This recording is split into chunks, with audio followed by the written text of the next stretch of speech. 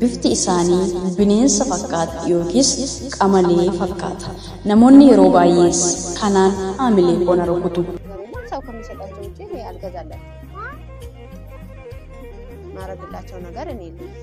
Abjuun koo raawwatee milkiin koo siin tolee dhahaan darbatames nan kaasne mogolee. Maqaan koo Leeliyaa Yaasin jedhama. Akkuma nama kamittuu jiruuf jireenya koon gaggeeffachaa jiraadha. Yooyaa shamaa harka fuuni hordoftoonni Saaroon Entertainment biyya keessaa fi biyya alaa anis nagaan waaqeeffa galatu. Egaa seenaan guyyaa har'aa qabatamaa fi dhugaa irratti kan hundaa'e waan dhugaa gara afaan biraarraa gara afaan Oromootti kan isiniif kennedha. Egaa namoonni haaraa taatan subscribe gochuudhaan nu hordofaa maatii keenya ta'a isin jechuu jaallanna. Maqaan koo Leeliyaa Yaasin jedhama. Akkuma nama kamittuu jiruuf jireenya koon gaggeeffachaa jiraadha. Egaa Rabbi tokkichi kennaa addanaaf kennee ijoollee na badhaase jira.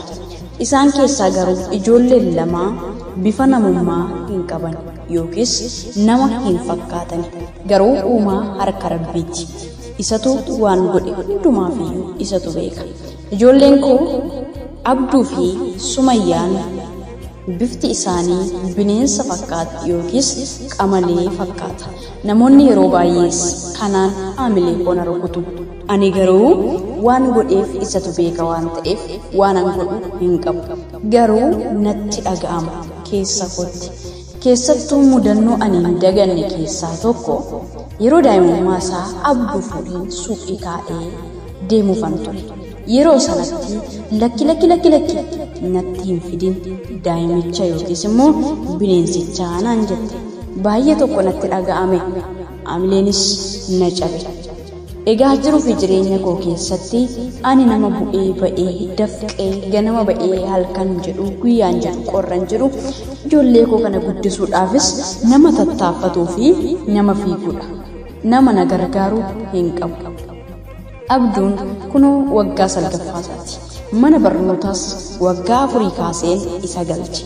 Haa ta'uyyuu malee hanga yoona kanaatti waan tokkollee adda hin baasu. Barreessuu isiifi waan amma itti himteeyyuu deebi'ee dubbachuun isa irraachisa. Waggaa 9 kunoo mana barnootaa keessa taa'e waan tokkollee hin beeku. Waan tokkos sammuutti qabatee hin jiru. Waanuma tokkollee hin beekus hin hubatus. Sanuma keessatti immoo baay'ee hayleenyaadha yookiis cimaadha.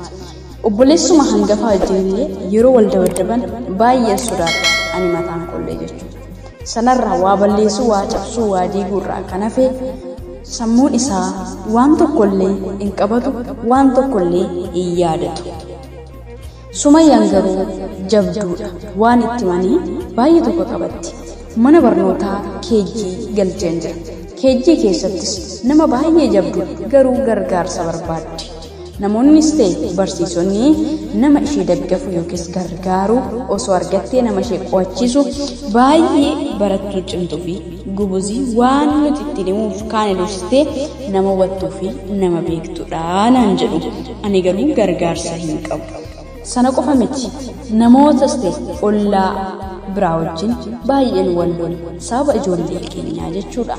Sababni isaanis isaan maqaa addanaaf baasanii daa'imman kootiin qamalootaa jedhu.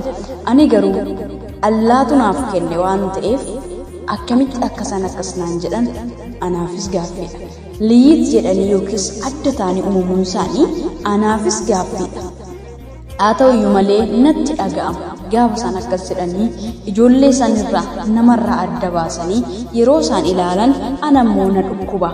Sababiin isaayyuu dhala kootii Allaatu naaf kennee waan ta'eef baay'ee tokko natti dhaga'ama. Sana qofallee miti namoonni osoo daandii deemanis ta'e karaa itti dhufan namoonni tokko ni rifatu ni baqatu. Baay'ee tokko hin dhiyeessu nama jedhanii hin laalan. Namoonni tokko garuu ilaa qamalee fakkaatti. Ilaa ijoollee qamalee jedhaniitu suuraa kaasuudhaaf bilbilas ta'e kaameraa fudhatanii gara daa'imman kootti deemu. Ani garuu osoo isaan dinqisiifannaaf ta'e rakkoon qabu. Qamalee kana jedhanii gaafa isaan kaameraa waraabuuf ka'an garuu namoota hedduu wajjin walan dhabu. Ollaa wajjinis namoonni akka bineensaatti na laala. akka waanan ofii uummadheettis na godhu. Ani garuu ofiitii waanan uummadhe tokkollee hin qabu. Uumaa harka Rabbiiti. Kanaafuu isaaf galatan jedha malee waanan komee irratti kaasu tokkollee hin qabu. Sana qofa illee miti jechuudha. Namoonni jaalalaan itti dhiyaatanii baay'ee jaalatanis jiru. Garuu mana barnootaatti illee abduu geessee akkas naan jedhan. Warroota sammuu akkasaa fi warroota akkasaa wajjin akka baratuuf gaafadhee jennaan akkas naan jedhan. Qamalee yookiis immoo nama bineensa fakkaatutu asitti baratu osoo hin taane nama sammuun isaanii akka ilma keetti. Garuu ilmi kee yookiis abduun qamalee fakkaataa bineensa fakkaataa naan jedhaniitu haamilee na keessatti dhaanii deebisanii na galchan. Baay'ee tokkos natti dhaga'ama. Sana qofa miti abduun waggaa 9 guutee homaa tokko hin beeku. Sana waan itti himtes deebi'ee yaadatu. Sanarra dabalatee iyyuu waan ani lafa kaa'e yoo ani nyaachise malee ofiisaatti fuudhee hin nyaatu. Waan tokkos karaarraa hin jallisu, karaarraas hin maqsu. Isheeyyuu wayyaa. Ishee fi inni akkuma wal taananii dhalatanitti bifti isaanii wal fakkaata. Namarraas adda. Bifa namaa hin fakkaatan, qamalee fakkaatu. Haa ta'u malee garuu waan hin uume waan kumadha tokko hin qabu. Namoonni garuu maqaawwan hedduu fi moggaasawwan hedduu naaf kennu. Ana garuu na dhukkuba natti dhaga'ama jechuudha. Yeroo guddattuu maal taataa yaa abduu yeroo hin jedhu ashaangulleetiin ta'aa jedha. Sana dabalatee akkamitti ashaangulleetii taataa maal immoo naaf hojjetta yoodes mana sii bitaa makiinaan sii bitaa jedha. Garuu maaliif akka ashaangulleetiin ta'aa jedhu waan hin beeku tokkollee hin qabu jechuudha. Haa ta'u malee egaa sababa akkatti uumameefis nama guddaa hin ta'u hin jijjiiramu jechuu miti. Osoo gargaarsa argatee mucaan koo namoota akkasaa wajjin walitti dabalamee baratee jijjiiramuu danda'a yookiin nama haaraa ta'uu danda'a. Akkasumas Sumayyaanis osoo gargaarsa argattee akkuma sammuu ishee waa qabatuu fi waa beektu kana silaa anaaf iddoo guddaa ga'uu dandeessi. Sana qofallee miti. Ani salbaajii fi waan namoonni gatanii yookiin itti kenninirraa kan hafe uffata gaarii dandeettii ittiin bituu fi maallaqan ittiin bituuf hin qabu.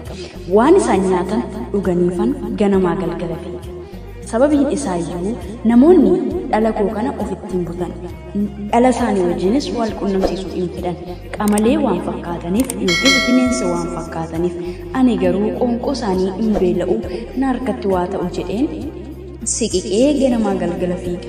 Ana qofatu siqiqan gaafa isaan bakkee deemaniif mana barnootaa deeman daandii irrattis namni affaru obboleettiin isaanii hangafaas baay'ee tokko siqeeqe. Sanarra dabalatee ani salbaajii malee waan hin bituuf hin qabu. Keessattuu Sumayyaan baay'ee tokko hinaafti.